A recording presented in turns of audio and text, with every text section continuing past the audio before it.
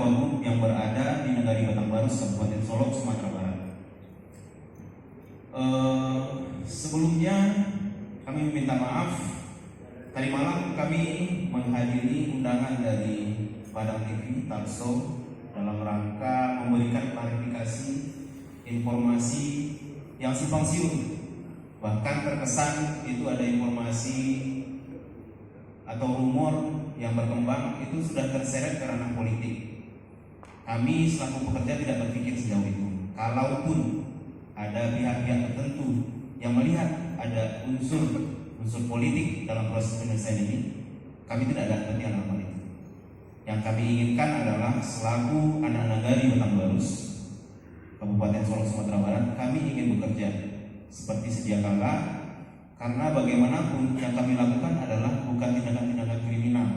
Kami tidak melakukan pelanggaran hukum. Kami hanya melakukan penuntutan hak kami sebagaimana diatur oleh undang-undang. Namun saat ini faktanya adalah informasi yang bergulir seolah-olah substansi masalah yang terjadi terkait perselisihan hak kami yang belum dibayarkan, tumbuh lagi muncul masalah baru terkait perselisihan PHK, tapi arahnya lebih banyak ke arah politik. Kami tidak menginginkan ini. Ya, kami ingin pemimpin-pemimpin kami, orang tua kami itu guyup, rukun. Ya, kami tidak menginginkan ada semacam ketidaksesuaian antara Bupati Solok dan Gubernur. Dan kami yakin Bupati Solok, Bapak Ebiardi Asda, tidak ada tendensi apapun kepada Bapak Gubernur. Dan begitu pun sebaliknya. Kami punya keyakinan Buya Mayodi tidak ada tendensi apapun dalam hal kasus yang terjadi saat ini. Namun beginilah faktanya yang saat ini media ataupun ada pihak-pihak lain yang mencoba memelintir informasi-informasi sehingga terjadi simpang siur dan mengakibatkan kontraproduktif bagi kita semua. Bukan hanya buat kami sebagai pekerja, tapi buat masyarakat Kabupaten Solok dan Sumatera Barat secara keseluruhan. Karena informasi yang kami dapat dari pimpinan Kadin dan Apindo tadi malam di Padang TV, ini merugikan kita semua. Padahal masalahnya kecil, tapi kok bisa menjadi membesar seperti ini? Nah, kami selaku pekerja, selaku rakyat kecil, kepada siapa lagi kami ingin mengadu? Ya tentunya kepada orang tua kami, pimpinan kami, tentunya kepada negara. Karena kami sadar kami ini adalah pekerja kaum usam, kaum terpinggirkan, kaum termarginalkan ini. Kalau pengusaha itu dia punya banyak, Pak. Kami sadar diri siapa yang kami hadapi ini, apalagi ini perusahaan multinasional. Ya, perusahaan yang sangat besar, mereka punya segala sumber daya, baik uang maupun segalanya. Ya, maka dari itulah kami mengadukan, meminta audiensi. Bahkan kami ingin meluruskan informasi dan niat kami sebelumnya. Di tanggal 6 November kemarin kami memang memasukkan surat akan melakukan unjuk rasa ke gubernuran. Kami akan membawa keluarga kami ingin memperlihatkan kepada Buya, inilah anak-anak kami, istri kami yang menangis setiap malam saat ini, Buya. Orang tua kami ada yang sakitan, Buya. Ada 101 orang pekerja di Aqua saat ini yang menunggu nasibnya. Sementara perusahaan saat ini ingin mengeksekusi semuanya di peradilan, seolah-olah tidak ada forum musyawarah mufakat yang bisa dilakukan. Semuanya diserahkan kepada peradilan. Kami tidak takut proses peradilan, tapi kami membayangkan proses ini akan berjalan sangat panjang dan lama dan akan memakan waktu, biaya dan segalanya. Maka dari itulah kami ingin semacam diskresi kebijakan dari pemerintah atau negara berpihak pada kami hari ini. Jadi izinkan hari ini kami menjelaskan secara detail, karena sebelumnya pihak pengusaha beberapa kali dari media kami lihat itu sudah menemui pemerintah provinsi maupun pemerintah kabupaten, sehingga kami merasakan selaku pekerja kenapa kami tidak berikan porsi yang sama. Kami ingin berkeluh kesah juga kepada pimpinan kami. Kami sangat memahami kesibukan pimpinan kami, tapi kami mohon waktu perhatian khusus buat kami.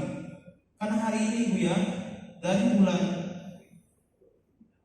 tanggal 20 Oktober kami sudah di PHK sepihak, gaji kami dipotong.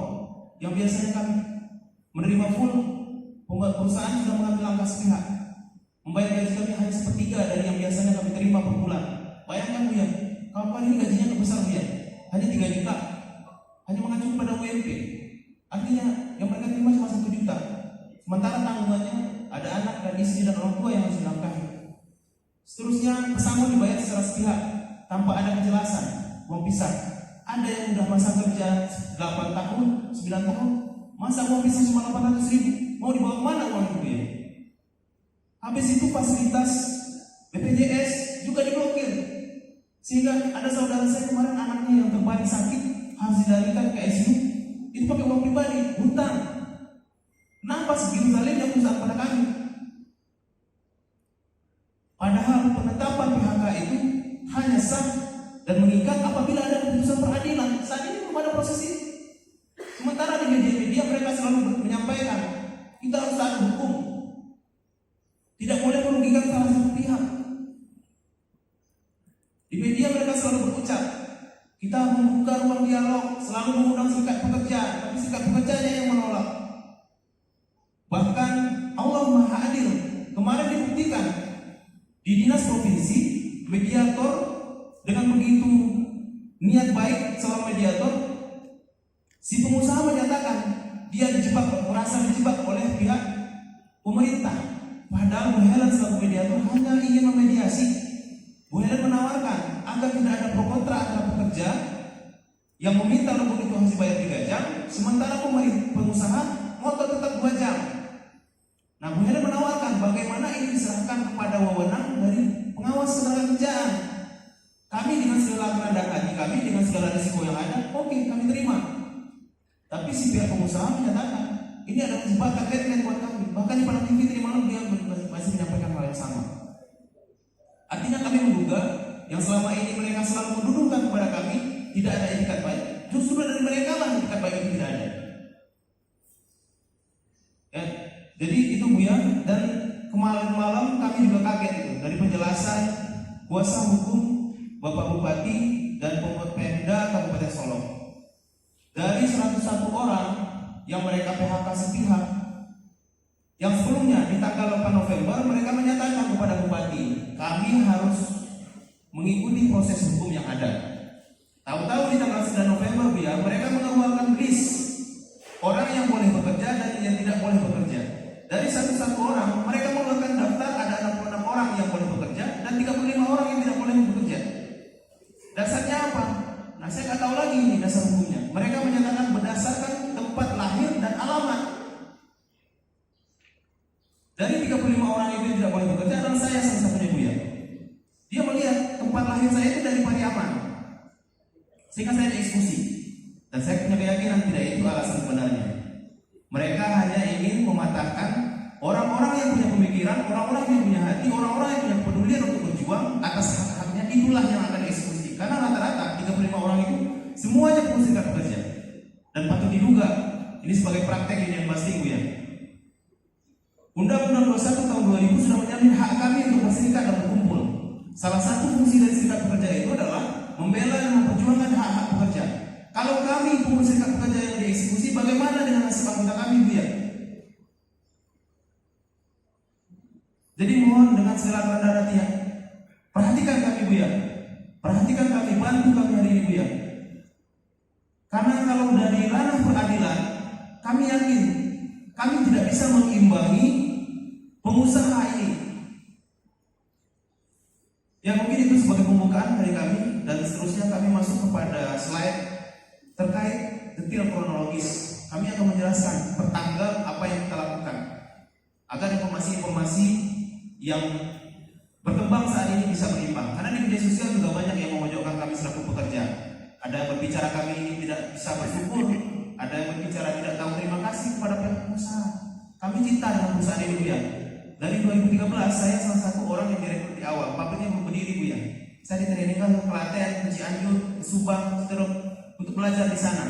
Dan hari ini mereka yang baru datang ke pabrik Solo memperlakukan kami para pekerja yang di awal itu seolah-olah para kriminal, dikawal oleh polisi dan TNI. Kami datang ke pabrik dihalangi.